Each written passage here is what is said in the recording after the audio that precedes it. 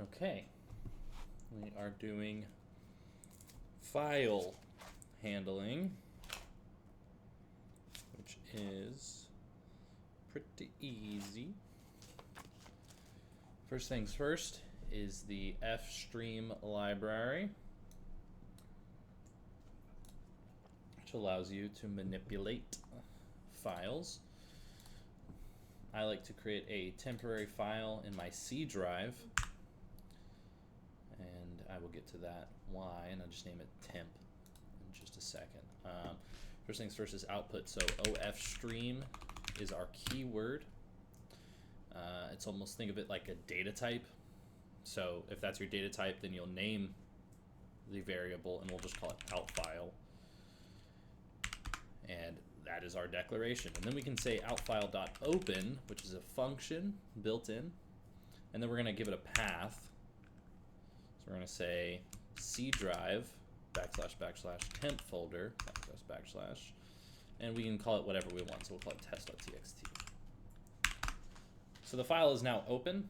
Anytime that we open it, we need to close it. So let's just say outfile.close, which is another function. And then we can actually start writing stuff to it. And you write stuff to it in the same way that you would to a cout command or a console out command. So we can say outfile, insertion operator. Did I do the wrong one? I did the right one. Sorry. And we'll say, oh, is it going? And you can use either your inline, but you can also just use the new line operator, which we will do here. And when I run this, you can see nothing happens here. That's fine. And when I open up my file explorer, remember I deleted that file, so it creates it. And we're just going to use, for now, .txt files. We'll get into binary later. And you can use for loops with your out file. So if I say for int I equals 0, I 50, let's do 51, I plus plus, and we can say out file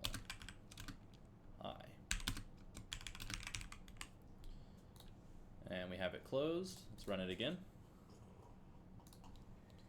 We can check out our test file. You can see we can use a for loop. And just again, I'm going to delete this file.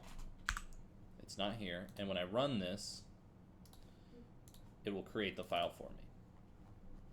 Right? Pretty cool. Let's delete it again. Okay, next thing is the insertion. So this is considered writing. And now we're going to talk about reading. Reading, instead of ofstream, we're going to do ifstream. That is our keyword, and then we'll just call this one infile. And now instead of declaring this and then down here putting .open and putting our path in, whatever, we are just going to call it right here. This is the shorthand, and I can just pass in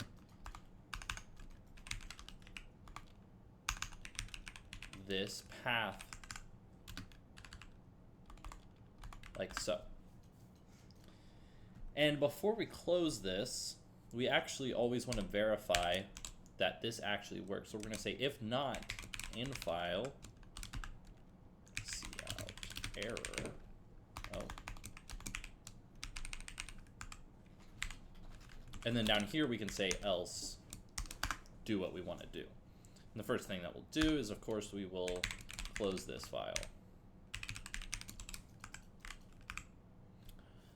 And so we're reading it from input, but where is it going? So let's store it in a variable.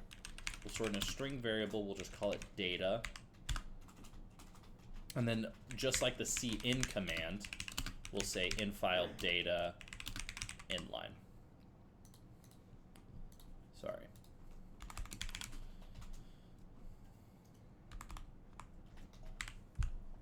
We can't inline on a cin. I'm so sorry. And you can just say cout data inline. So we're reading it, we're saving it in data, Oh my gosh. And then we are console outing data with a new line. And so if we just do it once, you see the first thing creates it, and then we only pull how. So we've only pulled this. So how do we do this more? Well, let's use a for loop. And to for loop this, I'm actually going to group all of this within a for loop for.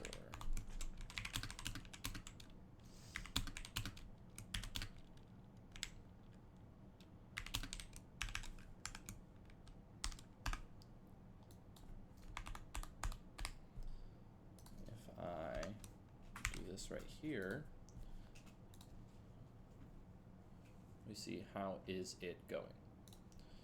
So we can format this in any way we want. We can say deleting this inline. We can say add a space. And then down here we can say inline it after the for loop. Just like that. So that when we run this command, we can see just how it is there. And we can do another for loop just the same.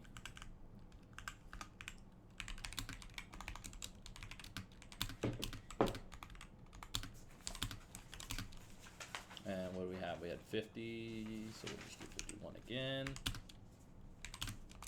Postfix operator, and we'll say in file data, cout data inline. And then we're closing the file again. So watch what happens. We have our original string that we formatted, and then we have our counter. And you can see this works right here. So if I disable this and delete this file, this is why we have the tester here, because if I didn't have this if else statement, we would be getting a huge error. But this just says error, so we know that the file isn't created.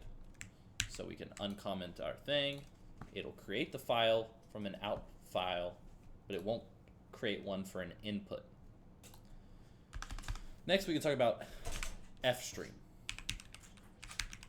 Fstream is another keyword, and we'll just call this one file, and we'll open the exact same path.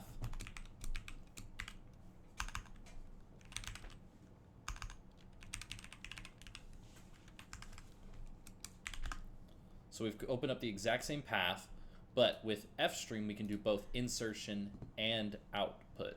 So we need to clarify which one we're going to do. So you're going to start with a comma. You're going to say ios : out. And this says that I am outputting to this file. And you can write a, comment up here or something.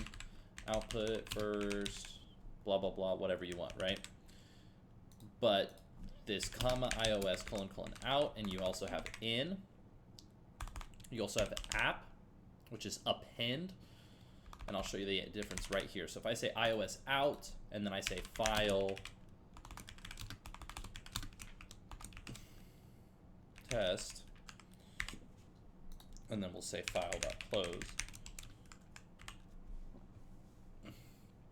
When I do this right here, we're gonna see that our output and our input is all the same, but when I check the actual file, I just rewrote everything, and I just had it as test. But if I change out to app for append, it is going to keep everything and just add it at the end, right? So appending, and if I run this again, I'm gonna get another append. Make sense? Sweet. And we can also do everything that we can do with the ifstream, ofstream inside of this. So if I change this to out, and I'm going to take away all of this. Let's copy and paste everything here. Let's first rename this to file. So I'm going to copy all of this, and I don't need that either, actually. I paste this down here. And then I say file.close. And then let's open it again, fstream file, give it the same path.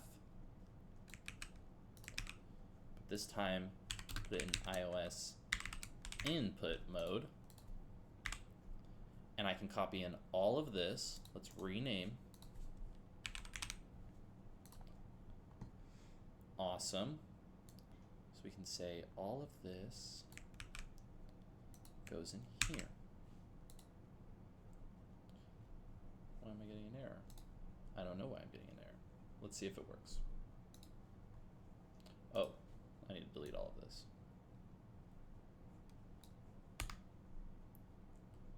All right, so we have our fstream in output mode.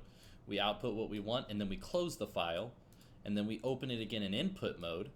We check to make sure that the file exists, and we do the exact same thing that we did in the input mode. What is the error for? Oh, did I open it again? No, I didn't. Interesting.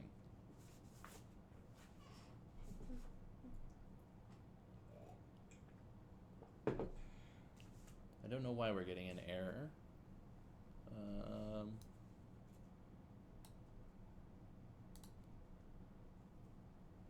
I seriously don't know. It all looks good to me.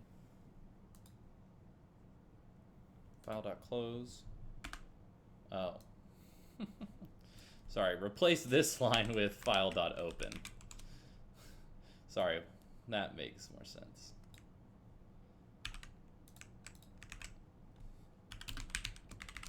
Okay, so don't do the shorthand twice.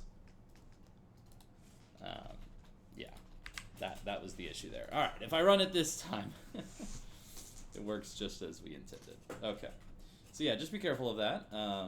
You can use the shorthand once, don't use it again, because this is, remember, this is the same as if we were to say colon here, declaring it, and then file.open and calling this. It's the same.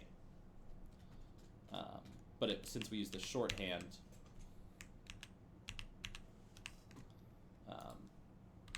we need to open it with the command again.